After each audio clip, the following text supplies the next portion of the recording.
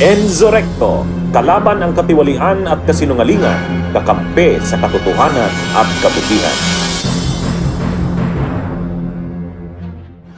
Nilikturahan ni retired Senior Associate Justice Carpio si Martires tungkol sa issue ng tungkol sa issue ng SALN, yung Statement of Assets, Liabilities and Net Worth. Kung matindi yung lektura ni parang estudyante sa law na nilekturahan si Martires ni retired Senior Associate Justice Carpio. Actually, si Martires, retired Associate Justice din yan ng Korte Suprema. Retired Associate Justice din yan.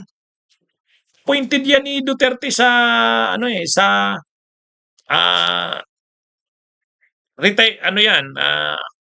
appointed yan si Martires bilang justice ng Korte Suprema. Hindi nga lang niya natapos yung term niya kasi nung malaman niya nung nalaman niya na mababakante na yung pwesto ni ni Morales, Conchita Carpio Morales noong 2018, kahit hindi pa tapos yung term niya sa pagiging Associate Justice ng Korte Suprema, mas pinili niya nang lumipat sa ombudsman. O yun, siguro nakasigurado na siyang gagawin siyang ombudsman ni Duterte. Nag-apply siya bilang ombudsman. Kaya ngayon ang pinaka-controversial na ginawa ni Martires nung ombudsman na siya, yung SALN, yung Statement of Assets, Liabilities and Net Worth ng mga opisyal ng gobyerno, ay rinistrict niya yung access ng publiko. Yan yung matinding ginawa niya ni Martires.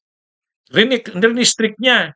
Ang requirement niya, kailangan daw, halimbawa, yung media, magre-request ng, halimbawa ako, gusto kong malaman ang SALN ni Chis Escudero. Ang gagawin ko, magre-request ako sa ombudsman. Ang ombudsman naman, ipapaalam doon kay Chis Escudero kung okay siya na ibigay ang SALN niya. Ibukas yung SALN niya sa akin. Yan yung matinding naging requirement ni approval nung consent ng official or employee na subject ng request. Yan yun. Yan yung matinding ginawa niya ni Martires eh. O ngayon, ano ang lektura ni dating retired Senior Associate Justice Carpio? Ito ang sabi. The law says the public has the right to access that information, yung SALN, at reasonable hours of the day. It does not say that you have to get the consent of the person. Then the law cannot be enforced because the public official or employee will just say, no, I don't want. Order then of Ombudsman Samuel Martires, basically saying that for him to be able to release the SALN of those officials under which they have a repository of these SALNs, which would be the President, Vice President, Constitutional Commissions, I believe, and local officials po yan, Governor, Vice Governor, Mayor, etc. It doesn't include senators and congressmen. When he actually ruled that, decided that you must get the consent of the person. Notarized consent. You have to get the consent. And then, tama ho ba yun? No, I don't agree with that because the law says the public has the right to access that information at reasonable hours of the day.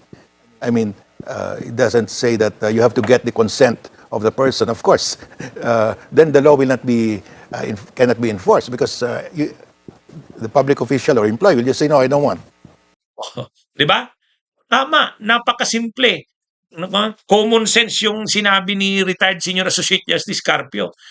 Sa requirement na yon na sinabi ni Martires, mga kabunyog, mga kababayan, yung requirement ni Martires na dapat magpaalam muna doon sa subject na doon sa public official or employee na gusto mong makuha ang SALN, natural pag tinanong mo yung public official or employee, sasabihin niya, no, I don't want. O di wala na. Wala na.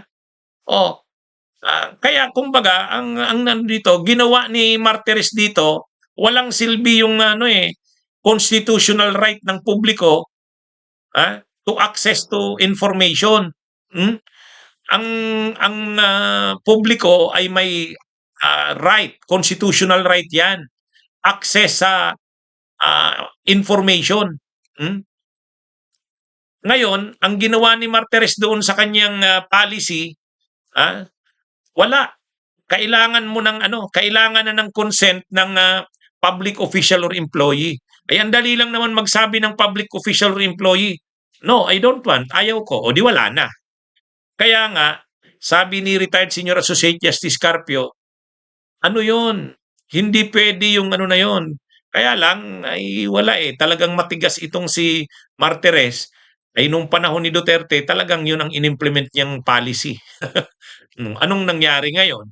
O, di ba sabi ni Ombudsman Boying Rimulya, yung mga policies na pinatupad ni Martires, nag-contribute yan sa mga korupsyon na nangyari. Kasi yung mga politiko at saka mga government officials and employees, ano na sila, protektado na sila. So sa tingin nila, wala na. Yung ombudsman na sa halip na bantay ng bayan, tanod bayan nga Dapat siya yung babantay ng pera ng bayan, ng kaba ng bayan. Wala.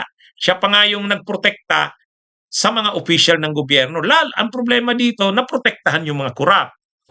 Yan yung nangyari kay Martires. Kaya sabi ni retired Senior Associate Justice Carpio, mali yun. Mali yung policy na yun.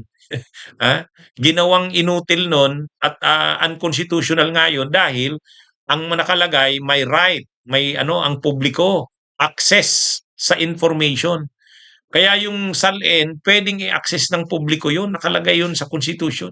Kaya lang iniba ni Martires At proud pa si Martires doon sa ginawa niya na yun.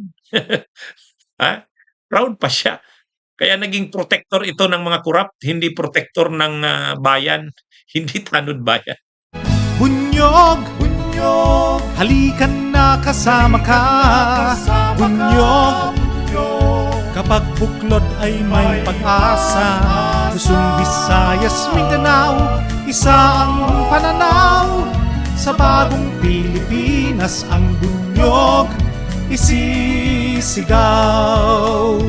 Bunyog, bunyog.